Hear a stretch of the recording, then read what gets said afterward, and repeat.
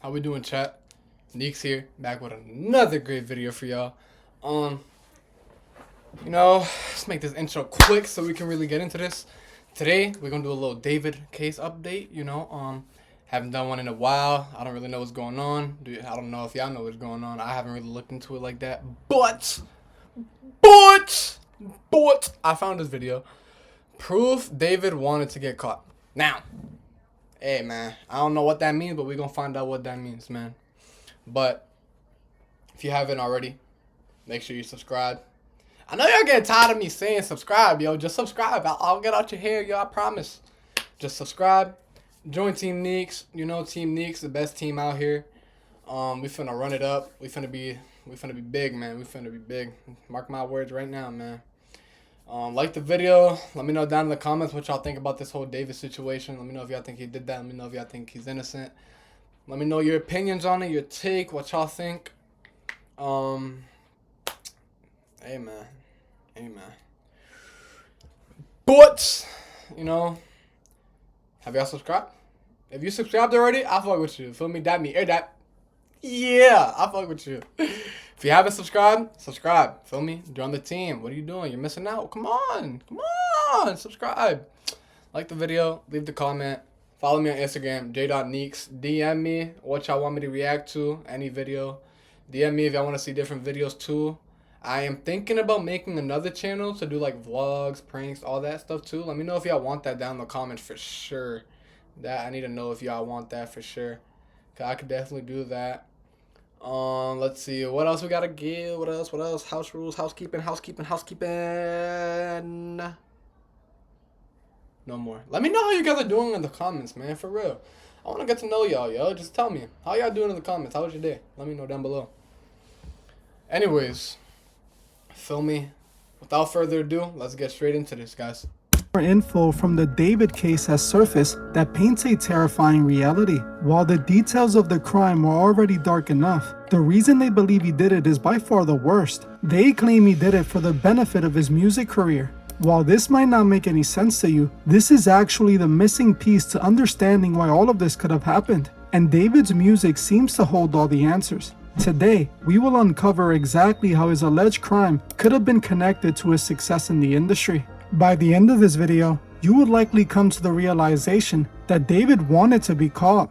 In just the last few days, prosecutors have revealed how they believe David did it, what weapon he actually used, and how he proceeded to dispose of her afterwards. These are truly dark and disturbing details that make all of this more horrific. Especially when you realize he was practically showing us a play-by-play of what he allegedly did in his music videos. His video for Romantic Homicide looks so different after what's being alleged. While many believe this video is unassociated with his crimes because it came out before they happened, the timeline released by the prosecution disproves that. The prosecution's timeline might confirm this song and music video were in fact about his relationship with her. It is now believed David met Celeste back in January 2022. His music video for Romantic Homicide was released in September 2022, 8 months after they began talking. 200 million of y'all, yo. If you're a producer who hates AI, this plugin might change your mind. This is reimagining co-producer. You can take By now, we all know that he included a Celeste lookalike in that video. In the music video, she meets her demise at the hands of David. It's not just the video either. David wrote the song entirely after he first crossed paths with Celeste. Public records show he wrote the track in July 2022, exactly 6 months after their initial meeting. This happens to be the exact song that eventually blew up and secured his major record deal. Things get quite interesting when you look closely at this newly established timeline. When David met Celeste in January, he was an unknown name, completely off the radar, and not yet a famous artist. By July, he had already written a song about deleting his girlfriend in the back of his mind. Shortly after that, he shoots a music video featuring a clear Celeste lookalike, whom he ultimately ends up deleting at the end of the video. This was essentially the spark that started his career. Mind you, all of this came out years before the alleged real-world events took place, which leads me to wonder if this outcome was planned from the very day they met. Furthermore, this dark twisted theme extended far beyond a single track. Romantic Homicide acted as the starting point, and David went on to release several more songs and music videos that followed this exact same disturbing pattern. This forbidden relationship and its eventual dark ending became the central narrative in his entire discography. It strongly appears that Celeste became the primary source of his dark creativity. It is as if David was obsessively documenting this dark, forbidden narrative across multiple tracks and visuals. For instance, look at the song Here With Me. While many fans originally saw this as another love song about growing old together, the context completely shifts when you realize it was released during the same period he was allegedly involved with Celeste. He released the song in September 2022 with lyrics that read, "I don't care how long it takes as long as I'm with you." While those lyrics were once vague, now we know exactly what he was referring to. This becomes especially clear when you look at the music video. Just like in Romantic Homicide, the actress used in this video seems to resemble Celeste perfectly. Then you have his debut EP, Petals to Thorns, which is practically an entire album of tragic romance songs. Tracks like Poetic Vulgarity and Sleep Well continue to play with these themes of a forbidden romance mixed with a strange, underlining sense of dread. In several of his music videos, David portrays an alter ego named Atami, a name that literally translates to pain in Japanese. David actually calls Atami his evil twin, telling us clearly that this was his dark alter ego. Even more disturbing is the recurring imagery of the female lead in his visuals. Whether it is in the Romantic Homicide video or in his other cinematic projects, he consistently casts actresses who share a striking resemblance to Celeste. In these stories, the relationship almost always reaches a violent or tragic conclusion, usually with David's character standing as the last one remaining. By the time he released his debut album Withered, the titles themselves, like Unrequited and Leave Me Alone, seemed to be screaming the subject of a relationship that was spiraling towards a dark end. When you stack these videos side by side, it becomes difficult to view them as mere creative fiction. Instead, they look like a multi-year rehearsal for the very reality the prosecutors are now describing in court. All of these components together seem to paint a very clear and disturbing picture. David's entire music career is based on this forbidden relationship, and he told us exactly how it ends from the very beginning. Now, the authorities are telling us that the reason he allegedly did it was for the survival of his music career. They claim it was to keep her from exposing him to the public. The prosecutors state that Celeste threatened to disclose damaging information about their relationship to end his career after they had a disagreement. Y'all believe that? Let me know if y'all believe that. Let me know if y'all believe that she would like... Let me know if y'all believe like that they could have gotten into an argument and that she could have been like, "Oh, word, now I'm out you," saying that you would be fucking with a minor. You feel me? Fuck it. If you don't do that, you feel me? Y'all think that could be a possibility? Let me know down below. David was getting ready to drop his new album and she threatened to expose him. So, just days before his album Withered was released, he allegedly silenced her. But the name of this album seems to point to a different reality entirely. The answers are all right in the open. Have you subscribed? I don't think you have. You're pulling a fast one on me, huh? I don't think you slick. Go subscribe for me, yo. Go ahead, bow, and then hit the subscribe button. It's red button. And then while you're at it, comment down below, please. Comment down below your opinions, your thoughts. Tell me how your day was. Literally anything. Just let me know. Talk to me. I'll talk to y'all too. Come on now. Subscribe. Team Neaks. When a person dies, their body withers away. David had already chosen to call his album Withered well before he allegedly did it. He also had already planned this tour around this death and casket theme. This means that he was already planning on silencing her way before the alleged crime took place. This reflects the theme in all of his music videos and songs. Since day one, he was showing us exactly how this relationship would end. I don't think David did it just to stop her from exposing him. That makes no sense considering all the rest of the context in his music. He was planning on doing this since day one. Since Romantic Homicide, David has been telling us that this was his plan. He showed us how he found the girl, had a forbidden relationship with her, and then silenced her, all within the world of his music. What's crazy Think about it, his alleged real-life actions seem to match this storyline perfectly. David created a fictional character and storyline in his music that reflected exactly what he was planning on doing in real life. While the prosecution believes he might have done it to protect his career, I believe he did it to fuel his career. Think about it. She was the source of the songs that was his greatest hits. They all seem to be about her.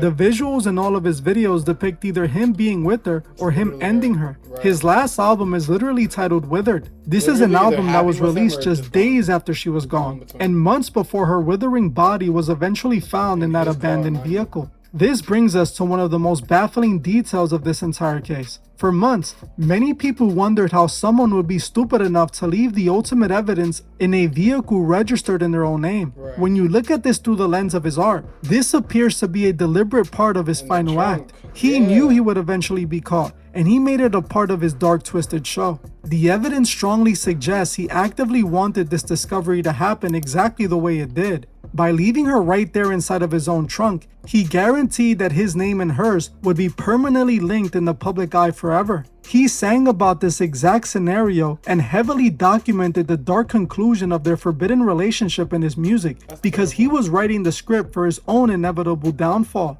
A person looking to simply protect their career and walk away completely free would have hidden the evidence as far away from them as possible. Right. Leaving everything so close to home ensures that his fans, the media, and the authorities would all eventually piece together the very story he spent years laying out in his music. He essentially turned this real-life tragedy into the ultimate promotional piece. Yo, what's up with California people and like Teslas? Like, I feel like in California, like, you know how every state has like their success car, like where everyone like finally gets like a certain amount of money, they get this one certain car. Like, you know how like in Atlanta, Georgia, it's like the Hellcats and shit. You know, Florida, it's like the Hellcats and shit. California, I feel like it's like Teslas, yeah. Like, I'm from Massachusetts. I don't really know what it is in Massachusetts because there's not really a lot of like, you know. And if I'm lying, correct me. If y'all know what it is in Massachusetts, please let me know. Dark aesthetic. The discovery of that abandoned vehicle serves as the final scene he had already directed in his mind. That's why he kept showing us scenes of a person being placed in a trunk in his videos. He wanted the world to find her. You. Just you. Building your app. No.